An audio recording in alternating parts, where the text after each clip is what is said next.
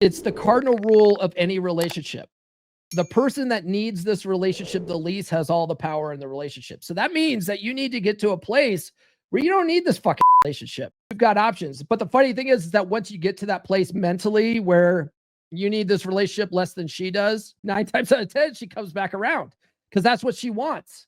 That's hypergamy. That's using hypergamy to your advantage. She wants a guy that she has to lock down, that she has to put investment in. You're the one that's, when you're trying to do this from the beginning, from a place of watching what she's doing, you're putting all this investment into her as opposed to putting it in yourself and making yourself the kind of guy that she wants to invest in. And that only happens when you are get to a place where you're not afraid to walk away and you're just focusing on your own attractiveness and leveling up and being the best possible version of yourself. That's when she starts coming back around, when you stop focusing on her. It's kind of like a watched pot never boils, right? Watch pot never boils. Well, so stop watching the pot, go and start working on yourself, find something else to do, and you'll find that the pot gets to boiling just fine. It's the same concept. It's the same concept, guys. So I'm going to leave you with this. Resentment loses its grip when you stop making her the center of your life. Okay. You have to make yourself the center of your life again. And it sounds like people don't want to do that because we're raised that being selfish is bad. It's whatever, right? You've got to look at it from a different point of view. Let's reframe that. When you put yourself first, it's a lot like being on an airplane and the stewardess says, if the oxygen masks come down, you have to put the mask on yourself first before you can help other people. It makes sense when you say it like that because you can't help other people if you're passed out. Right? That you have to do that. You have to put yourself first, and then you're in a better position to give to other people, right? It's like people often say too, you have to love yourself first, because if you don't love yourself, you don't have any love to give to other people. It's the same concept.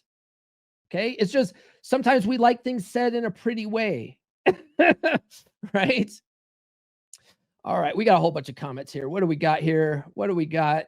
AJ, brother AJ's in the house. What's good? Brother Nathan says, you can tell if she's happy if she is on her knees. Yes, that's a great indicator of success.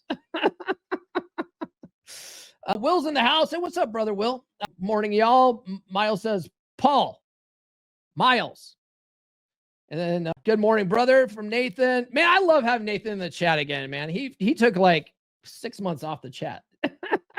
Wolfpack call this Thursday. Get in the group. Give me a 2 sweet for that. Drop a 2 sweet in the chat, guys. You can't make her the center of your life. You have to build a great life for yourself and let her just be come along for the ride. That's all she wants anyway. She wants to help you pursue your mission in life. That's her role. If she relaxes into her feminine, that's her feminine role. And that's natural to her.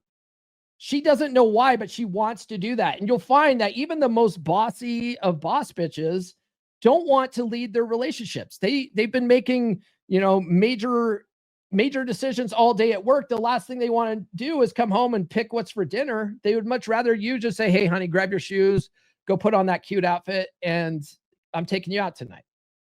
Right? They would much rather you do that than go, hey, honey, where do you want to eat? What do you want to eat? What do you want to do? Where do you want to go? They don't want to have to make another decision, okay? So they want to be able, in their romantic relationships, even in the modern boss babe era, they want to relax into their feminine. You're just not providing that safe mental frame for her to do that.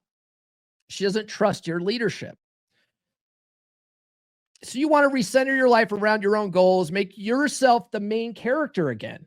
If you're constantly wondering what she's doing or not doing, and she's not responding the way you think she should respond, all this kind of stuff, you're so focused on her. She's the main character in your life, and you're just a side character, okay? You're Dwight Schrute.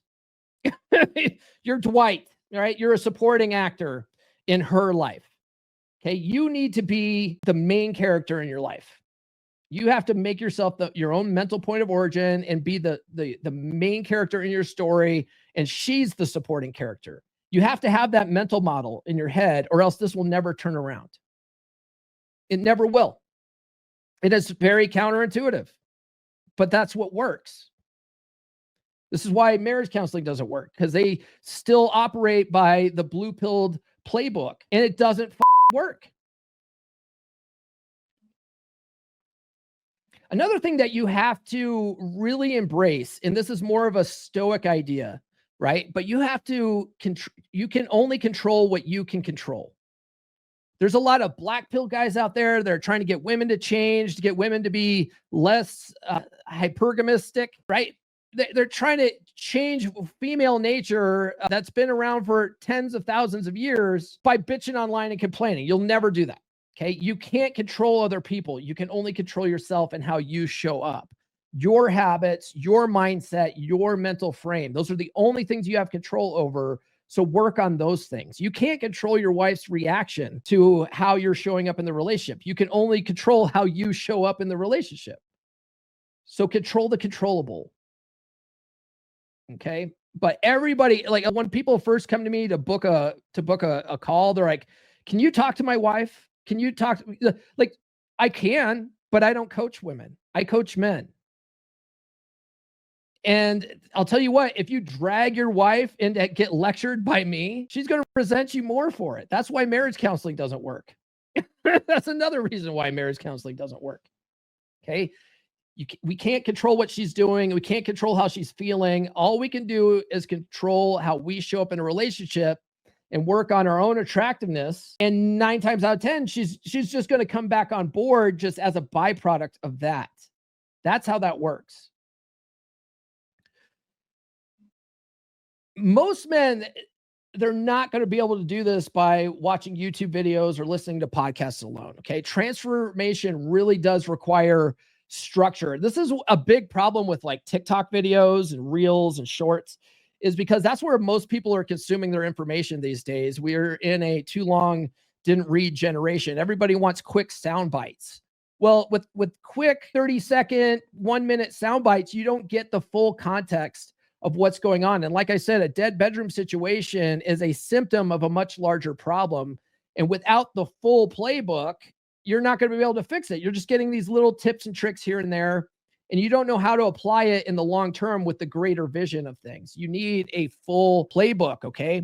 And it also really helps to have some accountability. That's where my one-on-one coaching is very helpful. That's where Wolfpack is helpful, because the boys in Wolfpack will hold you accountable, right? If you drop something in the chat, all the guys will pile in, not to shit on you, but to give you actionable advice. Especially like some of the guys in there are some of my OG 3% brothers. They've studied all the books I've studied.